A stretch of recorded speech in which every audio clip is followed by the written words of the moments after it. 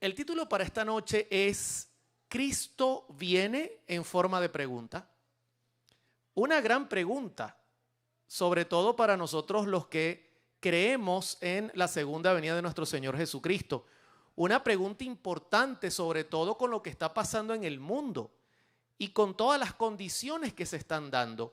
Este es un tema, queridos hermanos, que no puede ni debe faltar nunca cuando nosotros presentamos el Evangelio. Y yo le voy a explicar el porqué a medida que avancemos el tema. Le doy la bienvenida a los que están llegando. Dios les bendiga. Un abrazo grande. Siéntanse bienvenidos a la casa del Señor. Pero como siempre, ¿qué les parece si allí donde están inclinamos el rostro y nos comunicamos con nuestro Dios para abrir su palabra? Vamos a orar. Eterno Padre Celestial, esta noche invocamos tu nombre como todas las noches. Y lo hacemos, Señor, para solicitar que tu Espíritu Santo, como todas las noches, sea nuestro Maestro, el protagonista esta noche. Que tu palabra sea para nosotros la luz que alumbra el camino en este mundo oscuro. Y que al abrirla, Señor, nuestros corazones puedan estar dispuestos a escuchar tu voz. Gracias, porque tú prometes contestar estas oraciones siempre y cuando todo lo hagamos en el nombre de Cristo Jesús. Amén y amén. ¿Saben que el apóstol Pedro habla un poco de cuál será el ambiente en los últimos días en cuanto a aquellos que creen que el Señor está pronto en venir y que en el mundo va a ocurrir un evento que sin duda va a transformar lo que es nuestra vida y todo lo que sucede a nuestro alrededor?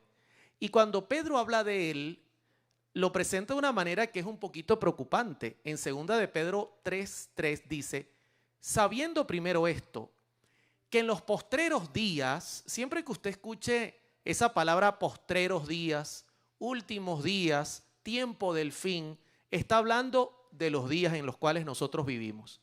Quiero decirle que tenemos el privilegio de haber alcanzado los últimos tiempos de la creación de este planeta. Y él dice que en esos postreros días vendrán burladores andando según sus propias concupiscencias. Y mire, es increíble, ¿no? Pero usualmente yo tengo contacto con personas que no son adventistas, personas que inclusive pertenecen a otras denominaciones porque crecieron allí, se formaron allí, vienen de familias católicas, vienen de familias evangélicas. Algunos simplemente no aparentan creer en nada, y cuando yo les digo a esos compañeros que me los consigo cuando voy a hacer algún deporte o alguna actividad en algún lugar, y cuando yo les digo que yo creo que Cristo vuelve otra vez, se ríen. Y me dicen: ¿tú eres de los que crees que va a ocurrir algo en este mundo y que va a venir Dios a este mundo? Y me lo dicen de manera un poco sarcástica. Y es la actitud de muchos hoy día. Cuando nosotros como creyentes hablamos de este tema, algunos lo toman en forma de burla. Y noten lo que añade el apóstol Pedro, y diciendo: ¿dónde está la promesa de su advenimiento? ¿Dónde está esa promesa? ¿Cuánto tiempo tienes, Oliver, creyendo que Cristo va a volver? Yo nací en esta iglesia, así que yo tengo ya unos cuantos años creyendo en esto. Y quiero decirle algo: de esa palabra advenimiento proviene nuestro nombre adventista. Porque nosotros creemos que Cristo vuelve, es un tema central en nuestras creencias, y somos del séptimo día porque creemos que vuelve porque Él es nuestro creador y se preocupa por nosotros. Importante. Y ahora, note lo que añade el apóstol Pedro: porque desde el día en que los padres durmieron, todas las cosas permanecen así como desde el principio de la creación. Y esas palabras me suenan a los días de Noé, donde la gente se burlaba y le decía, Noé, ¿tú crees que viene un diluvio? Si todo está igual, ¿qué te pasa por la mente? Todo sigue igual, no va a haber ningún cambio. Así que quítate eso de la mente. Es difícil en estos días, hermanos, y a medida que la ciencia avanza, es difícil mantener una posición donde usted diga, yo creo que Cristo vuelve. Es bien difícil. Pero déjeme decirle algo importante. Se cuantizan entre 100 y 300 profecías aproximadamente. Los eruditos no llegan a un acuerdo porque la Biblia sí habla del primer advenimiento de Cristo. Pero se cuantizan entre 100 y 300 profecías que apuntaban a la aparición del Mesías, nuestro Señor Jesucristo, su primera venida. Solo entre 100 y 300, por eso les digo, no puedo dar un número exacto porque no se ponen de acuerdo. Voy a poner un ejemplo de una de esas profecías que usted conocerá muy bien, Isaías 7:14. Por tanto, el Señor mismo os dará señal. He aquí que la Virgen concebirá y dará a luz un hijo y llamará su nombre Emmanuel. Esa era una de las tantas profecías que anunciaban la primera aparición de Cristo. Esa es una nada más. Si usted le pregunta a un experto o erudito en la parte de teología, ¿qué tiempos ha tomado el conflicto que hay en la tierra en cuanto a años? Él posiblemente les presente un cuadro similar a este. Adán pecó y comenzó a contarse un tiempo que no es exacto porque no sabemos cuánto tiempo Adán tenía de creado cuando cayó en la tentación. Así que marcamos ese número como un 0. Creen que pasaron 4000 años hasta la primera aparición de nuestro Señor Jesucristo, que vino como Mesías cumpliendo entre 100 y 300 profecías para salvarnos del pecado. Ya eso lo hemos visto con unas pinceladas en temas anteriores. Y desde ese momento de su primera aparición hasta hoy, calculan que han ocurrido aproximadamente unos 2000 años. Ahora usted entenderá cuando yo voy acá y dicen, porque desde el día en que los padres durmieron, todas las cosas permanecen así como desde el principio de la creación. Todo se ve igual, con la única diferencia, Daniel, que han pasado años y que ya estamos viejos. Y que a medida que pasen, seguiremos envejeciendo. Y el pastor Merchán me pica el ojo. Seguimos envejeciendo. Pero han pasado cerca de 6000 años en todo este conflicto. Ahora, usted tendrá una pregunta importante seguramente a hacer. Ok, hermano Oliver. Y entonces, ¿qué podemos esperar? ¿Cómo saber qué tan lejos, qué tan cerca, en qué punto de las profecías nos encontramos? Hay algo que quiero decirle y quiero que lo tome muy en serio, porque esta es parte de las señales que se están dando de la venida de Cristo. Y si hay en Mateo 24:36, pero el día y la hora nadie lo sabe. Pastor, todavía me llama gente diciendo, hermano, pero ¿cuántos años más o menos? Yo le digo, oye, usted está haciendo una pregunta. Me está haciendo la pregunta que me hacían cuando estaba el COVID y me llamaba la gente, ¿me vacuno o no me vacuno? Y yo le decía, si te digo que no y te pasa algo, la culpa es de Oliver. Y si te digo que sí, te pasa algo, la culpa es de Oliver. Usted es mayor de edad. El día y la hora, mis queridos hermanos, nadie lo sabe. No le pregunte al pastor, a Walter, ni a ningún teólogo de referencia. Porque si el teólogo es serio, no le va a hablar de tiempos. Y si el teólogo no es serio y le habla de un tiempo, por ejemplo, 2030, muy de moda, porque cada 12 años aparece alguien dando fechas, apuntando un tiempo o apuntando algún evento, no le crea, hermano, húyale como a la lepra. Hay una tendencia de que la gente se relaja. Si usted dice 2030, todavía nos queda, vamos a comprar 2 carros más, una casa. Hermanos, no hay un día y una hora señalada. Dice, ni aun los ángeles del cielo, sino mi Padre en su potestad tiene este evento. Entonces, tomando todo esto en cuenta, yo me hago la pregunta, ¿en qué punto de las profecías nos encontramos? Buena pregunta. Yo les dije que la conferencia iba a tener varios puntos de estudio y ya hemos hablado de la creación, del conflicto cósmico, hemos hablado de la caída, hemos hablado de cómo Dios no se quedó sin hacer nada, cómo vino a rescatarnos. Hemos hablado que nos da el poder de transformarnos, pero no nos va a dejar aquí toda la vida.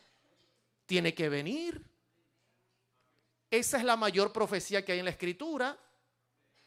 ¿Sabe cuántas veces profetiza la Biblia que Cristo viene por segunda vez? Los eruditos no se ponen de acuerdo, pero dicen que hay más de 1800 profecías apuntando a ese evento. Y si solo con 300 Cristo cumplió el día y la hora, imagínense con 1800. Pero la pregunta sigue en pie. ¿Cómo saber dónde estamos? Déjeme decirle que Dios no dejó el día y la hora, pero dejó señales. Y cuando usted entiende esto, que dejó señales, usted tiene que entonces dedicar su tiempo a estudiar esas profecías que apuntan esas señales. Yo presenté este tema, me invitaron a un lugar que era como un teatro. En ese teatro llevaron muchos hermanos, llevaron visitas y se encargó del sonido y de la parte media una gente contratada que no tenía nada que ver, era una empresa secular. Y presenté este tema, pastor. Cuando yo terminé este tema, estaban en la puerta esperándome. Los del sonido, que no tenían nada que ver con la iglesia. Y me dijeron, porque como tenían que estar pendientes, escucharon el tema. Y me dijeron, hermano, disculpe, pero este mensaje hay que darlo en la plaza de la ciudad. Quedaron sorprendidos. Nunca hemos escuchado semejante cosa. ¿Y sabe por qué? Porque este mensaje se los dio Cristo a los discípulos. Este mensaje es para gente que tenga interés en creer en la palabra, no para incrédulos, sino gente que crea en Dios. Y dice la Escritura en Mateo 24:3, y estando él sentado en el monte de los olivos, note el entorno que tenía Cristo cuando le preguntaron. Se acercaron los discípulos aparte diciendo, dinos, ¿cuándo serán estas cosas? Note que el cuándo siempre está presente. O sea, hay un interés en saber qué va a pasar y cuándo. ¿Y qué señal habrá de tu venida y del fin del siglo? ¿Está notando? Interesante. El contexto es que estaba la iglesia sentada con él. Por eso cuando viene un incrédulo o alguien que nunca ha escuchado este tema, queda inmediatamente impactado por la información. Bienvenidos, Dios les bendiga. Ahora, quiero decirle algo importante. Cristo dejó señales. Y las señales que les voy a presentar esta noche tienen un orden cronológico, o sea, van en orden una detrás de la otra, camino hacia su venida. O sea que a medida que nos acerquemos a la última señal, su venida está cerca. Son cronológicas las señales. Punto importante, no hay fecha, no pregunten por fecha porque aquí nadie le va a dar fecha. Punto importante, este mensaje se lo dio Cristo a la iglesia y usted ya está, por los que nos visitan, ya está formando parte de la iglesia. Amén. Bendito sea el nombre de Dios, Cristo le está invitando. La primera señal que en orden cronológico conseguimos tiene que ver con el saber. Y quiero explicarle rápidamente un breve bosquejo de la historia. En el año 538 después de Cristo, cuenta la historia que la iglesia y el Estado se unieron y quien estaba en el mando era el Imperio Romano y el control lo asumió un poder que, por cierto, se unió a la iglesia, y la iglesia y el Estado portaban la espada. Y ese poder estuvo en el mando por 1260 años. Fueron 1260 años dominando el mundo conocido hasta el año 1798. Qué interesante. Yo le cuento eso porque ocurrió algo luego de ese tiempo, y es que de no haber libertad religiosa comenzó a haber libertad para estudiar la Escritura. Y la primera señal la apunta Daniel en Daniel 12:4 diciendo: pero tú, Daniel, cierra las palabras y sella el libro hasta el tiempo del fin. Usted no consigue tiempo del fin por suerte en la Biblia. Tiempo del fin es nuestros días. Dios le dio un mensaje a Daniel y le dijo: séllalo. ¿Qué significa eso? Tendrían el mensaje en la Biblia, pero no lo entenderían. Usted lo podría leer 100 veces, no lo entenderían. Hay una característica especial en las profecías. A medida que se acerca el cumplimiento, la profecía se entiende. No sé si me hago entender. A medida que se acerca, por ejemplo, cuando se acercó el tiempo de que Cristo nacería, salieron entendidos diciendo: se acerca el día. Mira lo que dice la profecía, comenzó a entenderse. Y la profecía apuntaba que acercándose el tiempo del fin, las profecías comenzarían a entenderse, sobre todo los últimos 4 capítulos del libro de Daniel. Y quiero decirles que eso ocurrió. Y dice en la segunda parte: muchos correrán de aquí para allá y la ciencia se aumentará. ¿Sabe que cuando dice la ciencia se aumentará, no habla necesariamente de tecnología? El contexto verdadero es el entendimiento de las Sagradas Escrituras. Pero es interesante que coincidencialmente la ciencia aumentó. Le voy a poner un ejemplo. Un ejemplo sencillo. ¿Cuánto tiempo le tomaba a Adán ir de acá, desde Galina, hasta la ciudad más cercana que ustedes tienen, la parte esa de oficinas? ¿Cómo lo llaman aquí, Polo? Downtown. ¿Cuánto tiempo le tomaría a Adán de aquí a allá? Dice el pastor un instante. ¿Usted cree que Adán andaba en su auto? ¿Cuánto tiempo le toma usted en auto? ¿Media hora? 25 minutos. Yo no creo que Adán lo haría tan rápido, hermanos, porque Adán no andaba en auto. Le tomaría tiempo. Pero yo voy a hacer un salto y voy a caer 4000 años después, en los días de Cristo. ¿Cuánto cree que le tomaría a Cristo de aquí al downtown? ¿Cuánto cree? El mismo tiempo, porque Cristo entró en una mula. ¿Estamos claros? Pero yo voy a hacer un salto aún más alto. Voy a pasar al año 1492, cuando Cristóbal Colón descubrió América. ¿Cuánto cree que le tomaría a Cristóbal Colón? Ya hizo el GPS. Caminando 3 horas 40 minutos, dice el pastor. 3 horas 40 minutos. Mire, desde Adán hasta Cristóbal Colón, 5492 años le tomaría casi el mismo tiempo. Y de repente, desde los 1700, 1800, hubo un boom en cuanto a todo lo que tiene que ver con ciencia, incluyendo sobre todo la base del contexto bíblico, que es que se impulsó el conocimiento de las profecías. Y se comenzó a entender lo que la profecía apuntaba. Qué coincidencia que la gente correría también de aquí para allá con el mensaje. Pero cuando nos adentramos directamente a Mateo 24 y vemos el sermón de Cristo a los discípulos, recuerde que tiene orden cronológico. El primer aviso de Cristo fue: cuídate que no te engañen. ¿Y sabe por qué le comenté lo que ocurrió del 538 a 1798?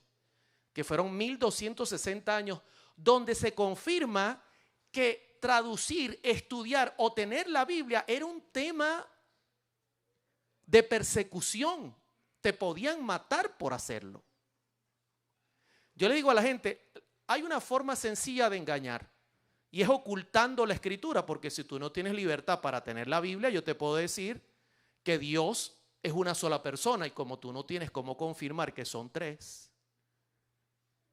Y hubo un tiempo, hermanos, donde no había Biblia, pero ahora Cristo señala que en los últimos días habría engaño y mire cómo el diablo cambia el esquema. Mateo 24 dice, respondiendo Jesús les dijo, miren el primer punto claro y evidente, mirad que nadie os engañe. Eso lo repite en el verso, no solamente ese, sino en el 11 y en el 24, claramente dice, cuidado te engañan, cuidado te engañan, cuidado te engañan. Y yo le hice una pregunta a la inteligencia artificial. ¿Cuál es el orden de la aparición histórica de las denominaciones que conforman el cristianismo protestante actual? Hasta 1798, la única iglesia cristiana era la Iglesia Católica Apostólica Romana. Cualquier cosa que se levantara era perseguida so pena de muerte. Pero luego de que se le quitó el poder civil a la iglesia, mire lo que me responde la inteligencia artificial. La iglesia anglicana nace en el siglo XVI, las reformadas en el siglo XVII y XVIII, la bautista en el siglo XVII, el metodismo en el 1738, los mormones en 1830, los adventistas en 1863, los testigos de Jehová en 1870, la iglesia pentecostal siglo XX a principios, y Cristo dice, mirad que nadie os engañe. ¿Sabe que la primera pregunta que me hacen en el programa es esta? Hermano Oliver, ¿cuántas Biblias hay? Una. ¿Y por qué hay tantas iglesias? Y luego que me lanzan la segunda pregunta, me lanzan la tercera. ¿Y cuál es la verdadera? Y si yo digo que somos nosotros, van a decir, porque usted es adventista. Y si me escucha un católico, porque dirá, nosotros somos la madre iglesia. Y si usted le pregunta a las denominaciones, déjeme decirle que yo le hice una pequeña lista. Esta fue la lista que me hizo. Quiero que noten el momento, 1600, 1700, 1800. Es el mismo tiempo en que hubo la revolución tecnológica, en que se abrieron las profecías. No es casualidad. Pero hoy, si usted pregunta, hoy la situación es alarmante. Solamente dentro del protestantismo hay más de 40,000 denominaciones diferentes. La iglesia La Roca Eterna, Pare de Sufrir, La Luz del Mundo, la iglesia pentecostal unida, pentecostal separada, la iglesia del séptimo día. Y pare, hermano, aquí podemos pasar y la gente dice, ¿y cuál es la verdadera? ¿Está viendo los extremos que el diablo maneja? ¿O hay una sola que usa un brazo de hierro y prohíbe leer la Biblia? ¿O hay tantas que usted dice, ¿y cuál será? Y no olvide que Cristo habló en orden cronológico. Lo primero que ocurrió cuando se liberó la Biblia fue que aparecieron muchas iglesias. Y le pregunto, ¿hasta aquí cómo vamos? Porque voy a otra señal. Voy a la tercera. ¿Vamos bien? No olvide que a medida que me acerco al final, nos acercamos a nuestros días y a la venida de Cristo. ¿Le llama la atención esta escena? Cristo también habló no solo de la parte religiosa del mundo, no solo de la deshonestidad que habría en la parte religiosa, no solo que se levantarían falsas denominaciones con mensajes extraños, sino también habló de guerras. Y la Escritura dice en Mateo 24:6, y oiréis de guerras y rumores de guerras.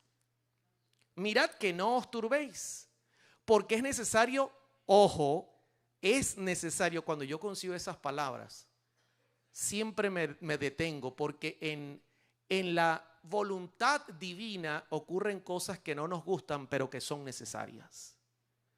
Es necesario que todo esto acontezca, pero aún no es, ¿qué cosa? Entonces yo consigo un detalle, que Cristo va avanzando, pero dice, no se alboroten, no se alarmen, porque aún no es el fin. Aún no es el fin. Y quiero que noten, esto es interesante, voy a usar solo una estadística sencilla. ¿Cuándo comenzaron a salir las denominaciones? 1600, 1700, 1800. Y en 1914 explota la Primera Guerra Mundial a 1918. Casualidad. Y usted dirá, pero siempre ha habido guerra, pero esto no fue normal. Y la Segunda Guerra Mundial en 1939 a 1945. Casualidad. Pregunto, ¿nos estamos acercando a nuestros días, sí o no? ¿Hay un orden cronológico de eventos, sí o no? Claro que sí está habiendo. Y yo le nombré y le dije que Cristo dijo, no se turben, era necesario. Usted, ¿y por qué, hermano Oliver, era necesario? Le voy a poner un ejemplo, pastor, de cómo Dios cumple sus designios. Cuando menos pensamos. Mi familia, que es oriunda de Grecia, en 1945 quedó devastada toda Europa. Mi familia era ortodoxa, una extensión separada de la Iglesia Católica. Tuvieron que huir a Venezuela y en Venezuela conocieron el mensaje adventista. Pregunto, ¿era necesario o no era necesario? Yo le digo a mis compatriotas venezolanos, ¿qué hacen ustedes en Estados Unidos? Huyendo. No, huyendo no. Era necesario. Dios los ha enviado a predicar. Si no, pregúntenle al pastor que también está aquí y es de Cuba. Me los conseguí en España y le dije, ¿qué hacen ustedes aquí? Huyendo, no, huyendo no. Dios les dio luz para que ustedes sean luz en otro lugar. ¿Se da cuenta cómo Dios cumple sus designios? Ahora bien, ¿cree que a Dios lo tomó por sorpresa lo que está ocurriendo con lo que llaman hoy día el calentamiento global, el cambio climático? Yo tengo temas dedicados a esto. El mundo trata de explicarlo como el calentamiento global, el cambio climático. Yo a veces lo llamo es el cambio espiritual. El cambio espiritual. Porque lamentablemente cuando Dios es rechazado, Dios es un caballero y se aleja. Pero su alejamiento, mis hermanos, nos expone a las manos de Satanás. Y Satanás no tiene misericordia. Y Cristo habló en cuanto a lo que estamos viendo hoy día. Hoy día la situación que hay en el mundo en cuanto a la naturaleza no es para nada normal. En Europa, por ejemplo, brincaron estaciones. El calor es sofocante. Yo pregunto, gracias a Dios aquí en Houston no hay huracanes. No pasa nada de eso. Esto es como el jardín del Edén. O la gente vive así como aparece aquí. En Lucas 21, Cristo hago un retrato de lo que Lucas narró del mismo sermón, porque están conectados, pero son diferentes autores. Y dice Lucas, entonces habrá señales en el sol, en la luna y en las estrellas, y en la tierra angustias de la gente. ¿Sabe que eso se cumplió ayer? ¿Cuándo fue el eclipse? Ayer. Me escribió un poco de gente, hermano Oliver, mira este video, que se va a acabar el planeta ese día. Yo le dije, yo no consigo esa profecía, pero si consigo angustia, usted es parte de esa profecía. Porque están ocurriendo eventos, señales, cosas raras en la naturaleza. ¿Y sabe qué? La gente tiene el presentimiento que algo raro va a venir. Y la gente se siente angustiada, confundida a causa del bramido del mar y de las olas. Cuando por aquí pasan huracanes, el mar tiene su bramido y hay olas. Y la gente está tranquila. Está preocupada, ¿verdad? Desfalleciendo. ¿Sabe que en griego es mucho más pesada la palabra? Dice, reteniendo el aliento. O sea, es como, mira, ahí viene. Las gentes, por el temor y la expectación de las cosas que sobrevendrán a la tierra, porque las potencias de los cielos serán conmovidas. Yo le pregunto, ¿hasta aquí cómo vamos? ¿Se está acercando a nuestros días, sí o no? ¿Hay contundentes señales que indican que esto promete empeorar? Pregunto, ¿Rusia asusta al mundo con su arsenal nuclear, sí o no? Corea del Norte, China, ¿hay una unidad, una confraternidad que asusta al mundo occidental? Sí. O sea que todo se está cumpliendo, pero lo increíble es como termina Cristo. Porque es que Cristo a veces deja a uno así como, Daniel nos deja así como, pero ¿qué va a pasar? Cálmate. Y todo esto será, ¿qué cosa? O sea que si yo le digo, hermano, hay guerra, Cristo viene, todavía no. Porque Cristo dice, todo esto va a ser principios de dolores. Yo pregunto, ¿los dolores van de menos a más? Sí. Polo, tú estás diciendo que no porque nunca has parido. Pero pregúntale a las hermanas, hermana, ¿los dolores van de menos a más o de más a menos? La hermana dice de menos a más. Los dolores van en aumento, las señales van en aumento. Ese es el significado. Pero lo que acabo de leer solamente nos presenta que estamos en este punto de la profecía. Estamos en momentos donde estamos en principio de dolores. Pero vamos a hacer algo porque me queda poco tiempo. Voy a saltar una parte y cuando vengan 12 años le presento donde Dios cambia el discurso. 12 años pasan rápido. Continuamos. ¿Qué dicen ustedes? Hay un cambio de discurso. Y quiero decirle, al entrar en este punto, que nosotros como iglesia, hermanos, nosotros como iglesia queremos amar a todos nuestros vecinos, hermanos y amigos que tenemos acá. Sin importar la lucha que tengan, nosotros acá los esperamos con los brazos abiertos, ¿verdad, pastor? A mí me ha tocado dar estudios bíblicos a personas que tienen luchas de todo tipo en drogas, alcohol, matrimonial, inclusive del grupo que conforman hoy el LGTBQ+. Me ha tocado dar estudios bíblicos. Yo no tengo ningún problema.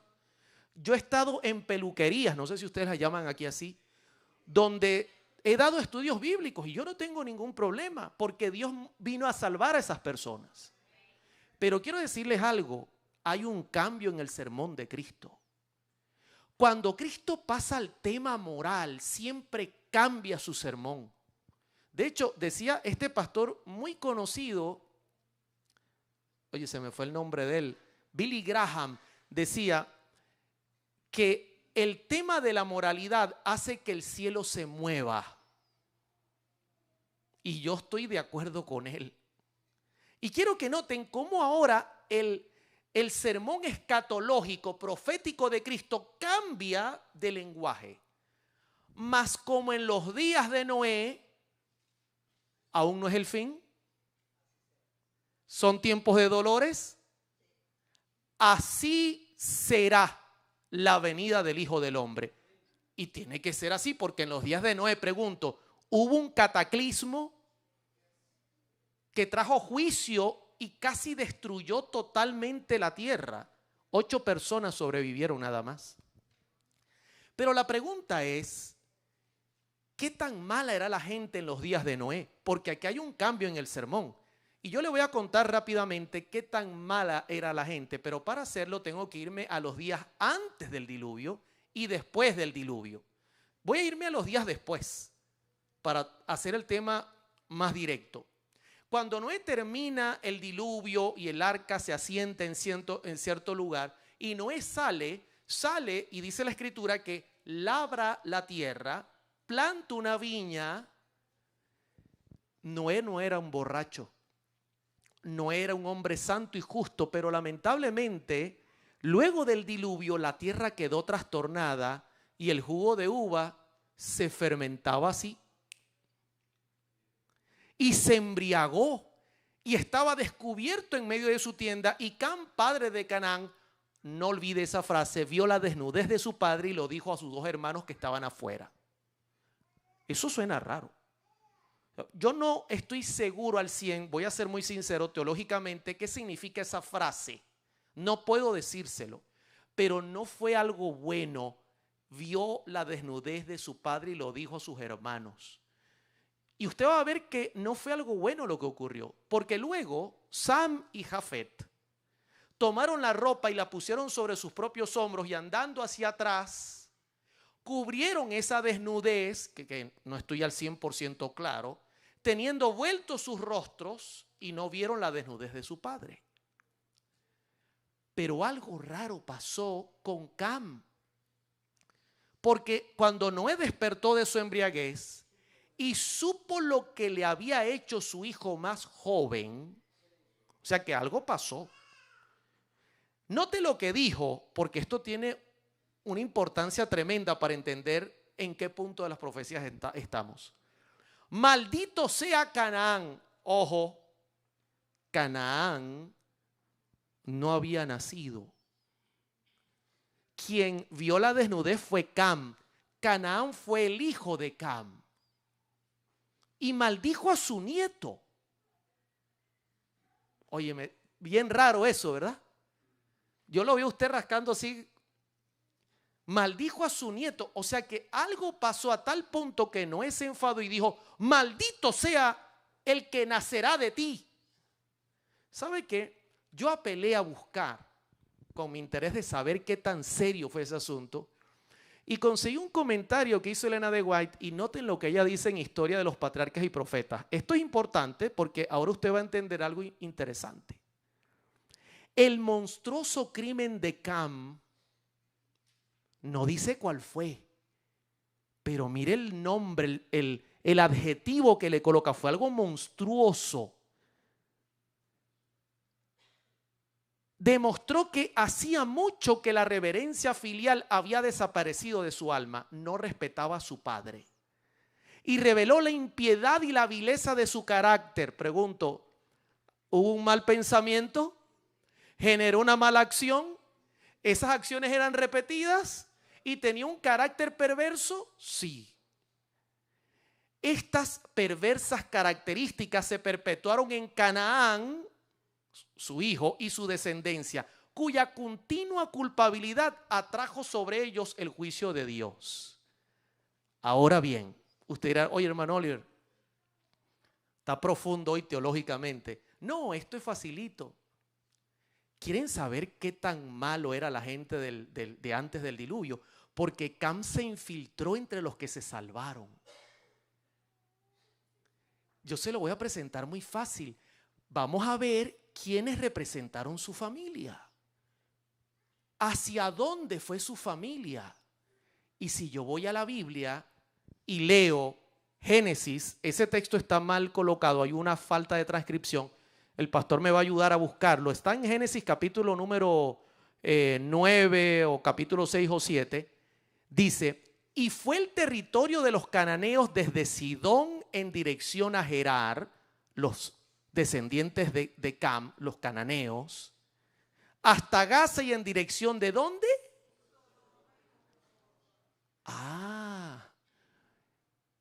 Poblaron Sodoma y Gomorra.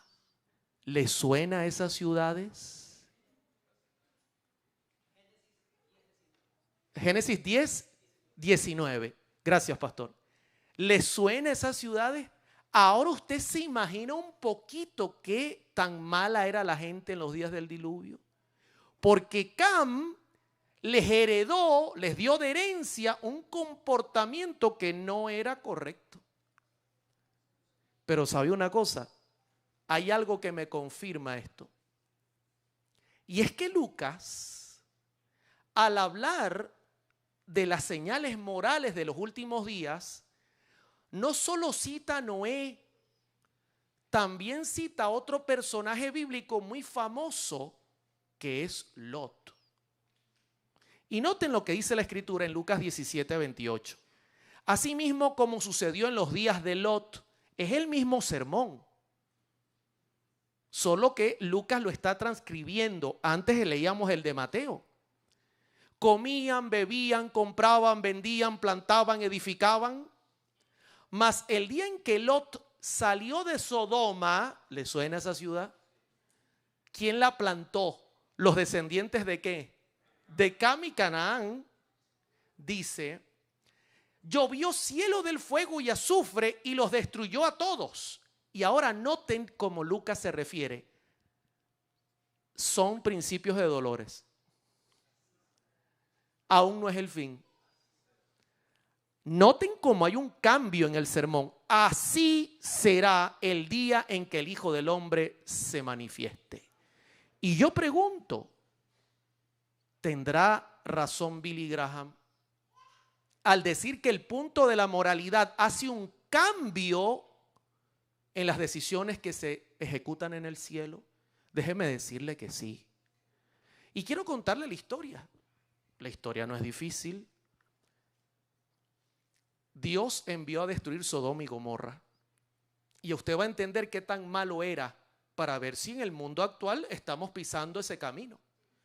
Así que 2 ángeles siguieron hacia Sodoma y Gomorra y se encuentran a Lot a la puerta de la ciudad. Y como Lot es un cristiano adventista, amén, porque cree en el Señor, porque espera su venida, porque guardaba el sábado, les dice, ¿dónde se van a quedar? No, venimos de visita aquí a Houston, vamos a dormir en la plaza. Quizá en Houston se pueda dormir en la plaza, en Caracas usted no amanece. Y le dice Lot, no, en mi casa se quedan. Gente que no conocía. No, nos quedamos, no, se vienen a mi casa. Así que los llevó a su casa. Por supuesto, la gente los vio. Y cuando era ya unas 10:30 de la noche, la escritura dice que llamaron a la puerta de Lot. ¿Y saben quiénes estaban afuera? Todos los hombres de la ciudad, los varones. Una hermana me decía, ¿y dónde estaban las mujeres, hermano Oliver? No creo que estuviesen haciendo algo bueno.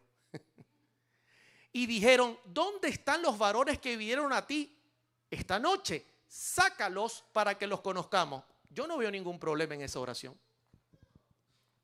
En el lenguaje español que nosotros hablamos acá en Venezuela, en México, Colombia y en la madre patria España, conocer, yo lo puedo conocer para ver, ¿hay alguien que yo no conozca esta noche aquí? Que levante su mano, primera vez que viene. ¿Alguien? ¿Cómo estás? Un placer, mi nombre es Oliver Coronado. ¿Cómo es su nombre? María, Dios te bendiga, bienvenida. ¿Hay algún problema? No. ¿Saben cuál es el problema? Que ese conocer no es el conocer que yo hice con María. Es un conocer diferente. Y para que usted lo entienda, se lo voy a decir con la escritura. Génesis 4:1, por ejemplo. Conoció Adán a su mujer Eva, la cual concibió y dio a luz a Caín y dijo, por voluntad de Jehová he adquirido varón. Pregunto, ¿este conocer es diferente? ¿Es una conexión sexual entre un hombre y una mujer? Ahora voy a retroceder. Tuc, tuc, tuc. Y le voy a hacer yo la traducción exacta ahora. Y llamaron a Lot y le dijeron, ¿dónde están los varones que vinieron a ti aquí esta noche? Somos varones nosotros y ellos también. Sácalos, queremos tener sexo con ellos. ¿Usted cree que estoy presionando para que la traducción diga eso? Mire la respuesta de Lot.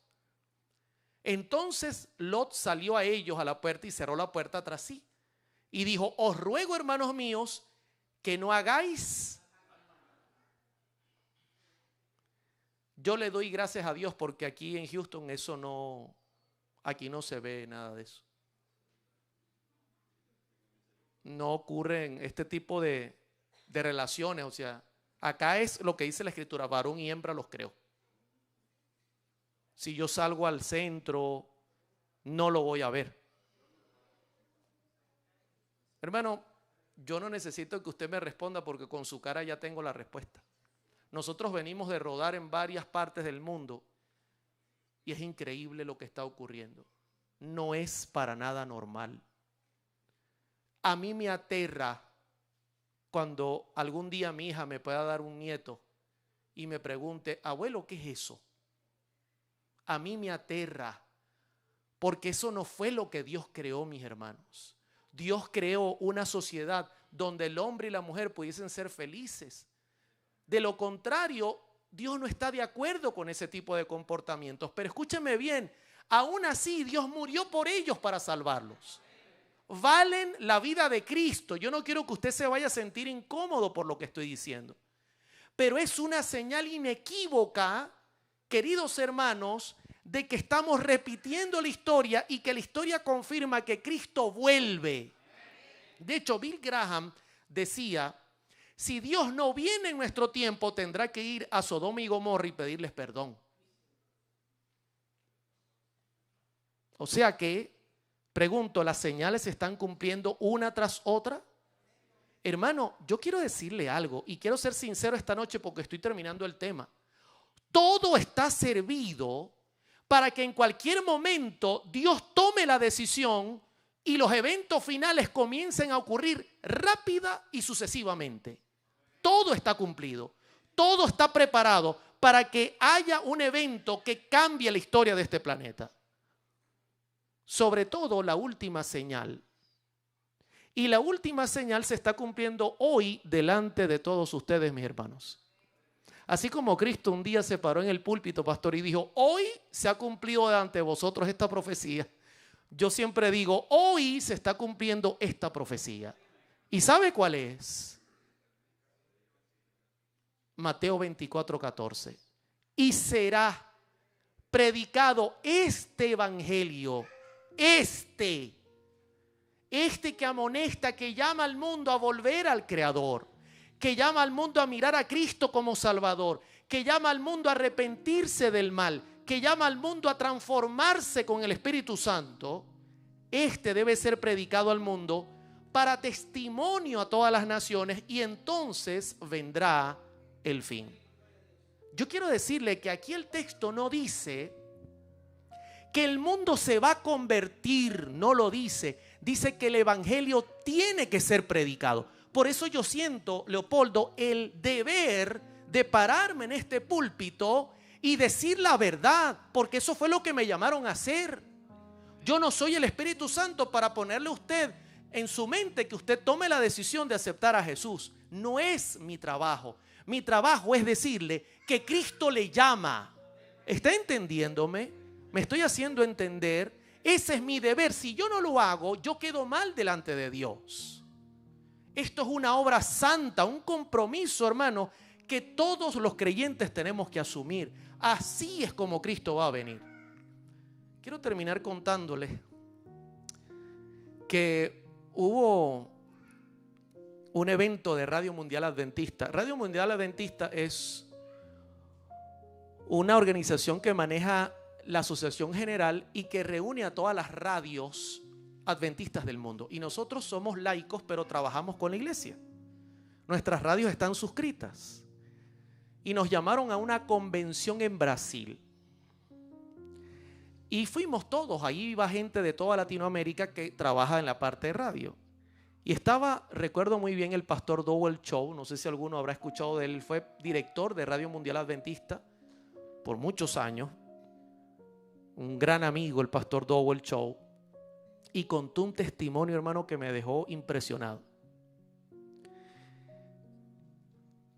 Ellos tienen una repetidora en la isla de Guam que dispara hacia Asia, sobre todo apuntando a la ventana 1040, que en la Tierra es un cuadrito que ese cuadrito solamente lleva el mensaje a 4.000 millones de personas en el mundo. 4.000 millones que usted le dice, ¿tú has oído de Cristo? No. ¿Nunca has escuchado que hay un Salvador? No. 4.000 millones. ¿Y saben qué? Radio Mundial Adventista apunta para allá y tienen estrategias tremendas. Él las explicó, tiran radiecitos, pasa un avión y suelta radios con bolsas de paracaídas para que la gente tome el radiecito, ya viene sintonizado, prende y agarra. Es señal de onda corta, lo cual hace que la señal llegue muy lejos. Y repentinamente comenzaron a recibir cartas desde un sector en China donde la obra nunca había llegado. Y las cartas reportaban que habían personas que estaban estudiando la escritura con Radio Mundial Adventista y que solicitaban, Pastor Merchán, la presencia de un misionero. El gran problema es que eso es penado por la ley. ¿Alguien quiere levantar su mano? Ojo, no es para los que ya creen, de los que nos visitan para yo orar por usted. y que el Señor escuche ese clamor. Ahí hay una hermana, Dios te bendiga. Mantenga su manita ahí, no va a ser por mucho tiempo. Voy a orar por usted. Alguien más de los que nos visitan quisieran, Dios te bendiga, hija. Mantén la mano arriba, Dios te bendiga, hermano. Alguien más, porque voy a tener en breve una oración. Alguien más que quiera decirle al Señor, yo quisiera formar parte pronto, algún día, de ese gran ejército. Alguien más. Dios te bendiga, hermana. Un abrazo grande. Hay uno más, porque voy a orar. Pregunto a mis hermanos, ¿cuántos les gustaría, los que ya están en el ejército, tomar las cosas en serio? Para yo orar por ustedes también. ¿Qué les parece si nos colocamos de pie? Vamos a orar. Vamos a orar. Querido Padre que estás en el cielo, en esta hora hemos visto en las profecías que todo se está cumpliendo conforme a tu cronograma divino. Todo está ocurriendo tal cual lo anunciaste. Y muy pronto el cielo se va a abrir y se enrollará como un pergamino. Y las potencias serán conmovidas en tu presencia. ¿Y por qué? Porque pagaste por nosotros. Nos reclamas como tuyos y vienes a buscar a tu pueblo. Alabado sea tu nombre, Señor. Por esa razón estamos aquí de pie. Queremos formar parte de ese pueblo santo que algún día heredará las mansiones celestiales. Pero tenemos un gran compromiso: proclamar tu evangelio. No solo es conformar ese pueblo, es también compartir estas verdades. Por eso ruego por aquellos que levantaron su mano inicialmente, que se unan a tu pueblo. Ruego por aquellos que no lo hicieron, pero en su mente hay una lucha que tú la conoces muy bien.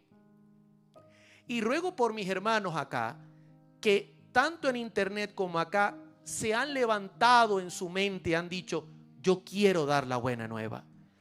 Danos tu espíritu, ayúdanos a cumplir con la misión. A medida que cumplamos nos iremos de este mundo a un mundo mejor, donde la esperanza brillará por la eternidad. Alabado sea tu nombre, Señor. Ven pronto, dice Apocalipsis. Tu esposa te espera. Ven pronto, Señor. Queremos irnos contigo. Todo lo pedimos en el bendito y santo nombre de Cristo Jesús. Amén. Amén.